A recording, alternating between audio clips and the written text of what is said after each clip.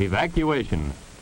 More than 100,000 men, women, and children, all of Japanese ancestry, removed from their homes in the Pacific Coast states to wartime communities established in out-of-the-way places.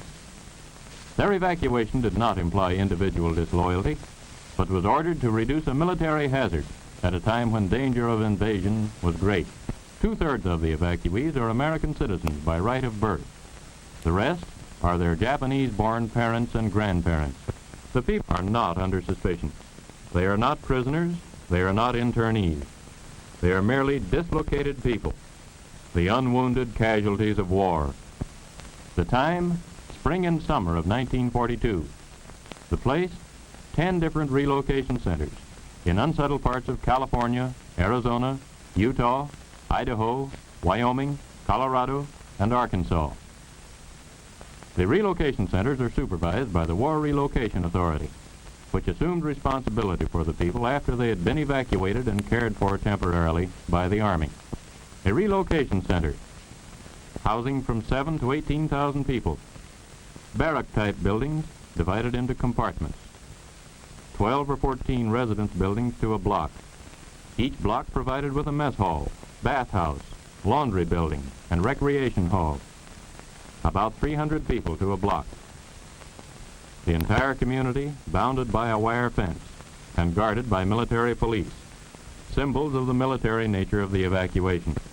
Each family, upon arrival at a relocation center, was assigned to a single-room compartment, about 20 by 25 feet. Barren, unattractive. A stove, a light bulb, cots, mattresses, and blankets. Those were the things provided by the government. The family's own furniture was in storage on the West Coast. Scrap lumber, perhaps some wallboard, and a great deal of energy, curtains, pictures, drapes, depending on the family's own ingenuity and taste, helped to make the place livable. Some families built partitions to provide some privacy. Others took what they received and made the best of it. The 300 or so residents of each block eat in a mess hall, cafeteria style. Rough wooden tables with attached benches. The food is nourishing, but simple. A maximum of 45 cents a day per person is allowed for food, and the actual cost is considerably less than this, for an increasing amount of the food is produced at the centers. A combination of Oriental dishes to meet the tastes of the Issei, born in Japan, and of American-type dishes to satisfy the Nisei, born in America. Lands that had never been occupied or farmed were chosen for most of the relocation centers. Most of the land was covered with desert growth, or with timber in the case of the Arkansas centers. It had to be cleared before farming could start. Then it had to be leveled, and irrigation ditches laid out, or rebuilt, in order that the people could produce a part of their own food. Then came the plowing and preparation of the soil and planting. A few of the centers had crops in 1942. In 1943, all of them. About half of the evacuated people were farm folk, skilled producers of vegetables, fruits, and other crops. They had made desert lands productive before, and around the relocation centers they could and did do it again by the application of hard work and water for irrigation. At the two centers in Arkansas, they have introduced Western-type irrigation and succeeded in producing vegetables in the heat of midsummer, when ordinary production methods are not successful. Tomatoes, peppers, cucumbers, corn, melons, and many other crops have been grown on land that a year or 2 years ago was unproductive. Food production is aimed at self-support for the relocation centers. It does not go onto the open market. From the fields, it goes to the center warehouse. From there, it may go to the kitchen, or it may be shipped to other centers. The Arizona centers are most productive in winter. The others produce only in summer or fall, so vegetable crops are exchanged. Besides the workers engaged in farming, it takes many others to handle food, in the warehouses, in transportation, in the kitchens.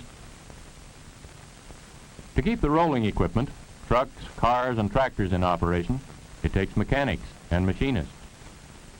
Water mains have to be laid and repaired. Roads, sanitation systems, and buildings have to be maintained. At the Arkansas centers, the land is covered with trees, and the clearing process provides lumber for construction and firewood for heating. Those who work are paid. Wages by outside standards are low. $12 a month for beginners, $16 a month for most of the workers, and $19 for professional people such as doctors and others on skilled or difficult work. The workers also receive a small cash allowance for clothing. The money received as wages lets an evacuee buy the things he needs, which are not provided by the government. But most have had to draw on their savings to live as they would like to. In each center, a cooperative business association operates stores which handle clothing, toilet articles, and the merchandise which would be needed in any community. The co-ops also run barber shops, beauty parlors, shoe repair shops, and other services for the community. When the school bell rings, it's a signal for these students at Hart Mountain in Wyoming to change classes. The school curriculum meets the standard of the state where the center is located. Mathematics, American history, geography, the fundamentals of an American education. This is a class in mathematics. And a rhythm class of 5th grade pupils. In the modern school, many subjects are added to reading, writing, and arithmetic as part of the schoolwork. Some of the teachers are Caucasian. Some are evacuees, Americans of Japanese ancestry. The first graders in this class, taught by an evacuee teacher, are making colored drawings which will decorate the walls of their barrack building classroom. The same kind of beautifully clumsy drawings that can be found in almost any first grade room. In the high schools, vocational training gets plenty of attention. Scientific farming, studied in school and in the field. And older boys are learning trades. They use them first as part of the regular work of the relocation center, as welders, mechanics, machinists. Frequently, learning to do the necessary jobs in a relocation center have led to better jobs outside. Health protection is part of the obligation assumed by the government. Evacuee doctors and nurses serve in the hospital under the supervision of Caucasians. Dentists, oculists, and pharmacists also. The Japanese professional men and women, most of them American citizens, had their own practices on the West Coast before evacuation. Many of them now are in the Army Medical Corps, and others have replaced doctors and other health workers in communities outside the centers.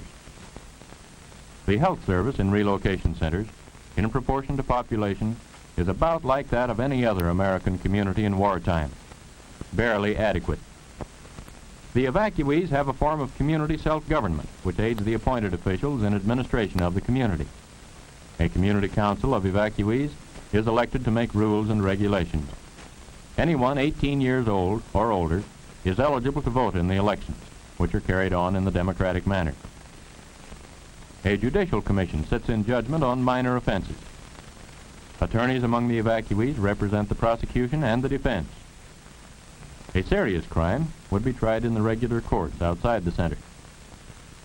The crime rate among people of Japanese ancestry in the United States always has been extremely low, and this has proved to be the case in the centers.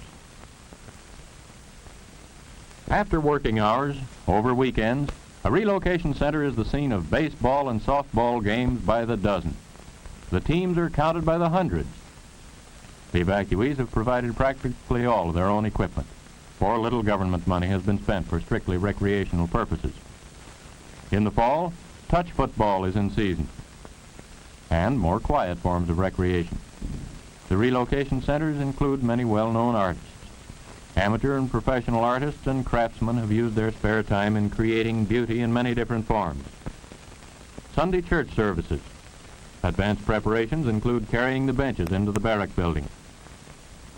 Most of the alien Japanese are Buddhists, but almost half their American-born children belong to some Christian denomination: Catholic, Methodist, Presbyterian. Except for state Shinto, involving emperor worship, there is no restriction on religion in relocation centers. Boy Scouts, who usually provide the color guard for the American flag which floats over each center, are typical of the American organization which are prominent in each relocation center. There's a USO Club to provide entertainment for the Japanese American soldiers who come to the center to visit their families or friends. Girl Scouts, Campfire Girls, Parent-Teacher Associations, the Red Cross. The evacuees belong to these organizations in their former homes and transplanted them to the centers. The Boy Scout Drum and Bugle Corps here is leading a harvest festival parade, marking the high point of the successful season of farm production. Everyone turns out to view the beauty queen, to see the well-decorated floats, and to join in the good time that goes with the full day of celebration. While they have many things in common with ordinary American communities, in the really important things, relocation centers are not normal and probably never can be. Home life is disrupted. Eating, living, and working conditions are abnormal. Training of children is difficult. Americanism, taught in the schools and churches and on the playgrounds, loses much of its meaning in the confines of a relocation center. When the War Relocation Authority was only a few months old, it was decided that relocation centers should not be maintained any longer than necessary. The first people to leave the relocation centers were volunteer workers recruited to help tend and later to harvest the sugar beet crop of the western states. Almost 1/10 of the evacuees volunteered for this seasonal work in 1942. The result of their labors was a year's sugar ration for about 10 million people. But work in the beet fields was temporary. Most of the people returned to the centers. The War Relocation Authority has been more concerned with permanent relocation, getting the evacuees out of the backwaters of the relocation centers into the mainstream of American life, so their labor can help to win the war, so the cost to the taxpayers may be reduced, so there can be no question of the constitutionality of any part of the action taken by the government to meet the dangers of war, so no law-abiding American need to fear for his own freedom. Relocation of the evacuees is not being carried on at the sacrifice of national security. Only those evacuees whose statements and whose acts leave no question of their loyalty to the United States are permitted to leave. All information available from intelligence agencies is considered in determining whether or not each individual is eligible to leave. Those who are not eligible to leave have been moved to one center to live presumably for the duration of the war. The others, established as law-abiding aliens or loyal Americans, are free to go whenever they like. Thousands already have gone. Here are a few of them. Nobura Aramura is examining corn for insects in a field in Illinois. Kenneth Sugioka used to operate his own orchard in Hollister, California. Machine work was a hobby. Now it's his job. He's making precision parts for American bombers. Masako Takayoshi is assistant head nurse in a large hospital. She was a teaching supervisor of nurses in a Seattle hospital before evacuation. She has 3 brothers, all in the Army. The tractor driver here is Roy Himoto, who used to farm near Walnut Grove, California, and was evacuated to the Tule Lake Center. This young machinist has learned his trade since he relocated to Chicago, and his boss says he's learned it well. He's helping to make kitchen equipment. Mrs. Ayako Kasai paints miniature dolls in a Midwestern studio. She used to live at Colusa, California, and then lived at the Granada Relocation Center. In the background is Cecilia Miyamoto, who divides her time now between working and attending college. Kei Nakadoi feeds the chickens on an Illinois farm, and on the same farm is an Issei, Kamago Shimatsu. Shinobu Sakuma, Joe Chihara, and Yoshio Dogen cultivate potatoes on a farm in the Middle West. This is Ruth Nishi. Her father ran a fruit stand in Berkeley, California, and Ruth helped him. After living in the Poston Relocation Center, she moved to Chicago and has become a skillful turret lathe operator. These young men spraying potatoes are from the Minidoka Relocation Center. This boy liked the printing trade, but had no chance to learn it until after he had left the relocation center. He's helping to print some of the nation's supply of magazines. American eggs are shipped all over the world, to Americans in the armed forces and to our allies. Mary Higuchi breaks eggs which are to be dried. And in the same plant, John Iamuri feeds the drying machines. Jim Carisu used to be a clerk in Madera, California. Now he's a candy maker in Chicago. American flags, some of them for the armed forces, are turned out by Mrs. Yoshie Abe. She hopes that one of the flags she makes someday may be carried in triumph down the streets of Tokyo. The produce business in Watsonville, California, used to be home to these boys. Now they're in the produce business in Denver. Henry Ligoro used to be a farmer at Fresno, California. From the Jerome Relocation Center, he moved to the Middle West to make marshmallows. Threshing oats in the Middle West is a new experience to Tet Shiota, who used to grow vegetables near Venice, California. An artificial leg doesn't interfere with the way he handles a pitchfork. This young fellow, operating a bookbinding machine, is typical of the evacuees who are adjusting to new communities, getting along with their employers, fellow workers, and neighbors, and finding satisfaction in becoming self-supporting once more. The Americanism of the great majority of America's Japanese finds its highest expression in the thousands who are in the United States Army. Almost half of them are in a Japanese-American combat team, created by order of the Secretary of War early in 1943. Some of the volunteers came from Hawaii, some from the eastern part of the United States mainland, where there was no mass evacuation. Hundreds of them volunteered while they were in relocation centers. Volunteered to fight against the militarism and oppression of Japan and Germany. They know what they're fighting against, and they know what they're fighting for. Their country, and for the American ideals that are part of their upbringing. Democracy, freedom, equality of opportunity, regardless of race, creed, or ancestry.